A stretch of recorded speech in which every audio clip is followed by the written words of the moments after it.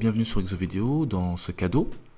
Ici le thème abordé c'est la gestion de l'offre et plus précisément on va lire l'énoncé. Donc ici l'unité commerciale cadeau est spécialisée dans la conception et la vente de vêtements et plus particulièrement de pantalons très tendance. Pour fabriquer ces produits il utilise une matière première MP. Le processus de fabrication est le suivant, donc passage dans deux ateliers, AT1, AT2. Ensuite, atelier conditionnement et finalement commercialisation. Le manager, Monsieur Lepic, vous transmet pour l'année N les renseignements suivants, donc on les achats, production, etc. Et on nous demande de compléter le tableau de répartition des charges indirectes dans un premier temps et dans un second temps de calculer le coût d'unité d'œuvre pour chaque centre. Donc le tableau qu'on doit remplir, il est là. C'est celui-ci donc. Qu'est-ce qu'on a? En fait, on a globalement des éléments, donc des charges ici, les charges de la comptabilité que l'on doit donc transférer dans les différents centres auxiliaires et principaux en fonction de pourcentages qui sont ici et sur une base qui se trouve ici, puisqu'en fait on répartit ces deux centres, énergie et gestion des machines, qu'on retrouve là, d'accord, que l'on retrouve ici, donc qu'on répartit en fonction des pourcentages qu'on nous indique ici et ici. Concrètement, par exemple, pour la répartition de la gestion des machines, et bien ici on aura 6% de 38 000 plus le montant qui se trouve ici, puisque là on aura deux montants finalement. Autre exemple, ici on va avoir 8% de 11 800 euros, puisque ici la gestion des machines va recevoir entre guillemets 8% de 11 800 euros, puisqu'on nous dit répartition énergie, donc c'est ce montant là que je répartis sur cette ligne. Donc forcément ici je vais avoir 100% et ici 100%. Donc la somme des chiffres que je vais avoir sur cette ligne va être égale à 38 000 plus le montant que j'aurai ici. Et la somme des montants que j'aurai ici va être égale à 11 800 euros, puisque c'est la ligne concernant la répartition d'énergie. Donc ici pour ce faire on va aller, alors ce qu'on va faire, hop, on va faire ça. On va partager donc la page en deux, histoire d'avoir les pourcentages en même temps. Et je descends vers la partie proposition de correction. Voilà. Donc ici, on va remplir ce tableau. Donc ici, les 8%, c'est 8% de 11 800 euros, ce qui donne 944. Voilà.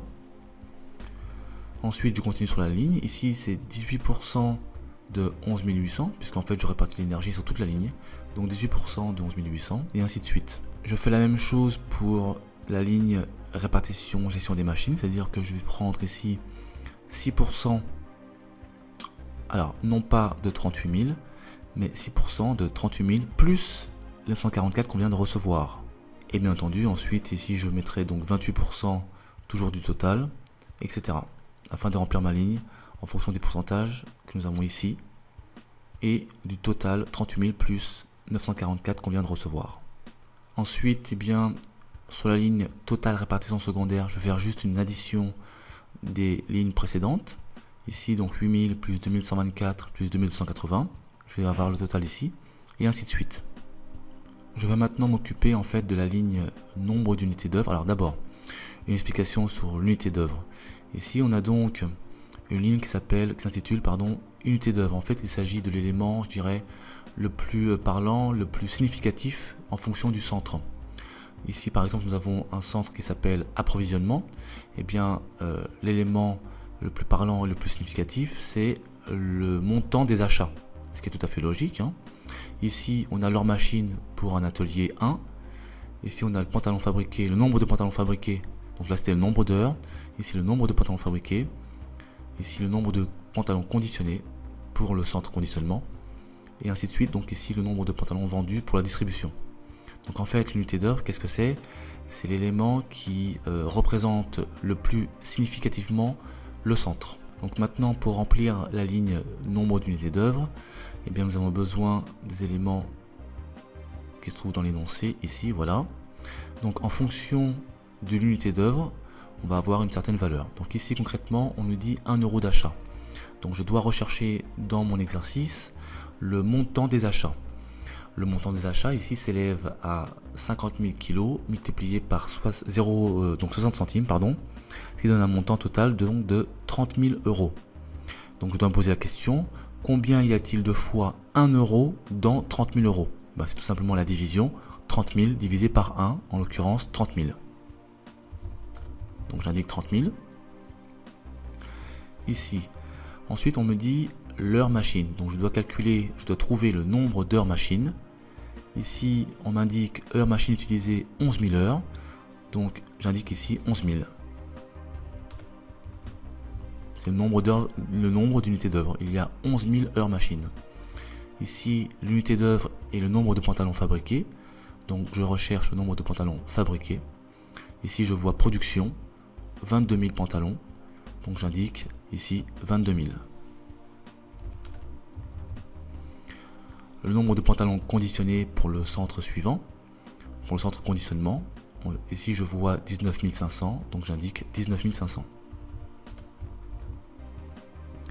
Le nombre de pantalons vendus, pareil, même principe, 18 000 pantalons. Ici, 18 000. Voilà. Finalement, pour répondre à la deuxième question, c'est-à-dire le coût d'unité d'œuvre pour chaque centre, il suffit de faire une division entre ma répartition secondaire et le nombre d'unités d'œuvre. En l'occurrence ici, j'aurai donc 12 404 divisé par 30 000, ce qui me donne 0,41. De même, ici, je vais avoir 37 972 divisé par 11 000, ce qui me donne 3,452. Et ainsi de suite. J'ai donc rempli le tableau, j'ai répondu aux deux questions. Je vais donc enlever cette délimitation et je vous dis à bientôt sur ExoVideo.